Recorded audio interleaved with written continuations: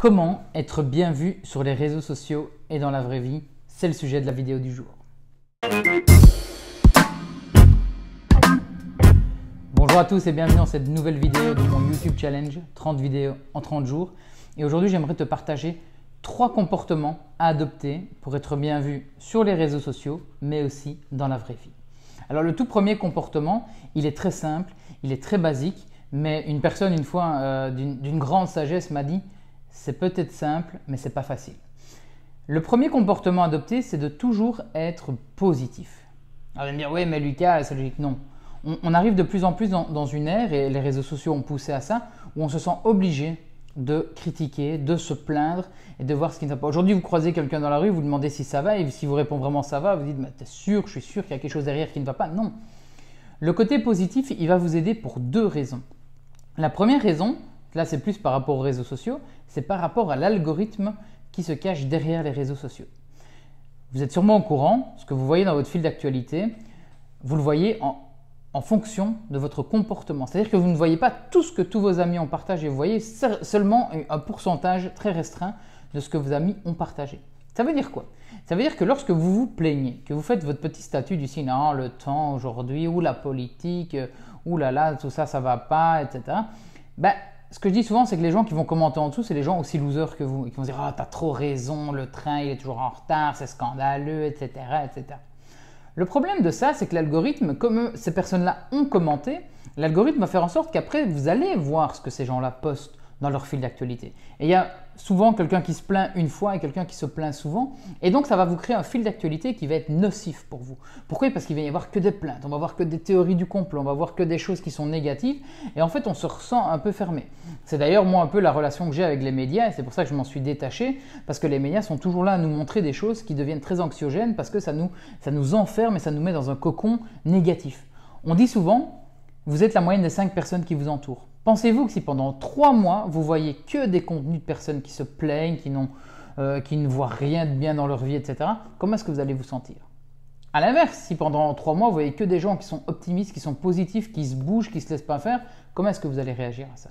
Donc ça, c'est la première chose par rapport au fait d'être positif, c'est qu'en étant positif, vous allez attirer d'autres gens positifs dedans. Alors certes, vous allez aussi entourer des gens négatifs, mais le positif prendra vraiment le dessus. Donc ça, c'est vraiment la première chose, c'est par rapport à l'algorithme. La deuxième chose par rapport à ce côté positif, c'est par rapport à l'image que vous donnez de vous vers l'extérieur. Vous êtes professionnel ou vous êtes futur employé, pensez-vous vraiment que quelqu'un va avoir envie de travailler avec vous si vous ne faites que vous plaindre? Ben non, c'est comme dans les événements: tiens, celui-là on va l'éviter parce que c'est toujours celui qui se plaint, qui raconte toujours n'importe quoi, ou en fait quand on passe 1 heure avec lui, on a juste envie de se tirer une balle derrière parce qu'il se plaint tout le temps. Non. Donc en étant positif, vous allez voir que vous allez comme ça faire un tri dans votre fil d'actualité, puisqu'il n'y aura que des personnes qui seront elles aussi positives, parce qu'en fait si vous êtes trop positif, vous allez faire le tri automatiquement des personnes négatives qui ne vont pas vous suivre. Ah, c'est pas possible qu'il soit aussi positif, etc.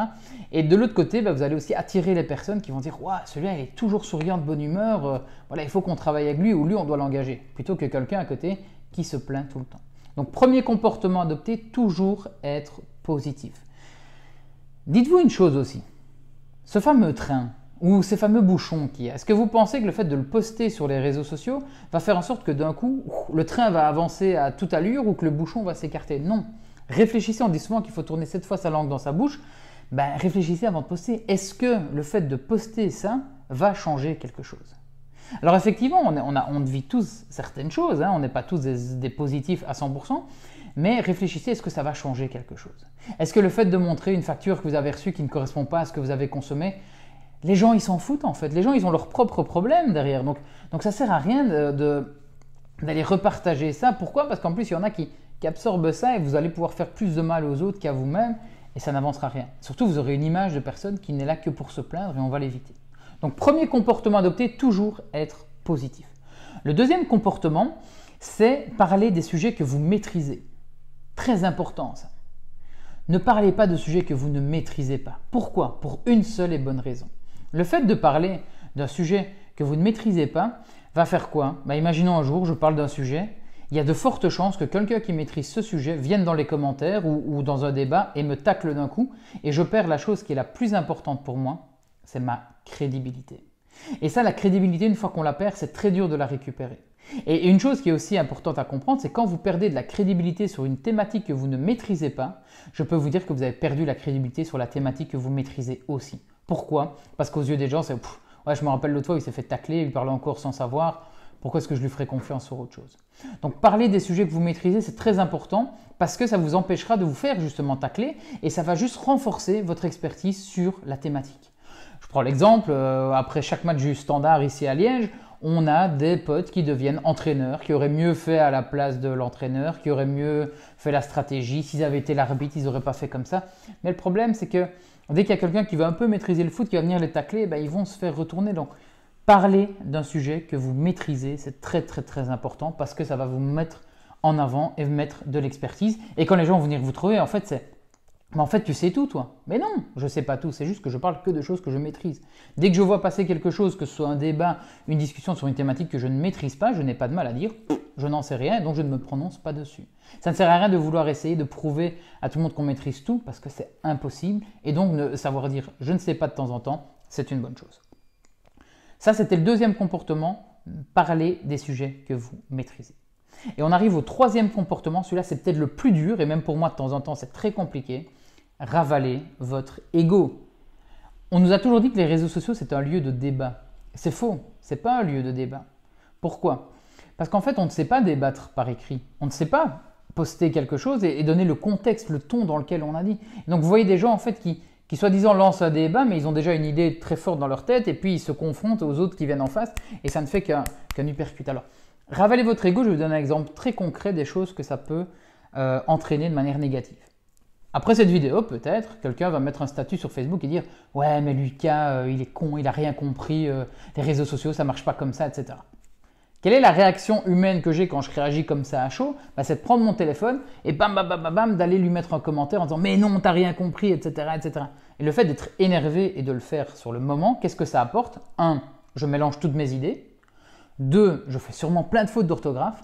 Et 3. Ça c'est le pire du pire, c'est que vous allez ruminer pendant des heures derrière en disant « j'aurais dû lui répondre ça, j'aurais dû lui répondre ça ». Donc en ravalant votre ego, qu'est-ce que vous allez pouvoir faire pour contrer ça? C'est soit ne pas répondre, simplement, vous voyez un débat qui est en train de se créer, passez outre, c'est pas grave, on a de l'empathie pour ces gens-là, on n'y répond pas, de toute façon on ne changera pas leur vie, ils ont l'air d'avoir leur opinion, on ne pourra rien y faire. Ou alors 2, c'est rediriger vers un coup de téléphone ou vers une rencontre physique pour pouvoir en discuter. Parce que là, on sait donner de l'émotion, du contexte. Combien de fois est-ce que je vois des guerres de personnes dans les commentaires des réseaux sociaux parce qu'ils ne se comprennent pas en fait. Ils ne comprennent pas qu'il y en a un à un moment donné qui a fait une blague, c'était du second degré, puis l'autre réagit, s'énerve, etc. Et en fait, ça ne le fait pas. Donc le troisième comportement, ravaler votre ego, je sais que c'est compliqué, des fois il faut souffler un petit coup avant de pouvoir répondre, mais essayez de soit ne pas répondre du tout, soit alors rediriger les gens vers le coup de téléphone, vers une rencontre physique, vers un lieu où vous allez pouvoir vous expliquer correctement. Donc voilà, c'était la petite vidéo du jour. 3 comportements à adopter pour être bien vu sur les réseaux sociaux. N'oubliez pas, en commentaire de cette vidéo, vous avez un lien qui pourra vous donner accès à 85% de mes meilleures recettes, stratégies et conseils pour booster votre business et redevenir des entrepreneurs optimistes. Et moi, je vous dis à demain pour une nouvelle vidéo. À bientôt!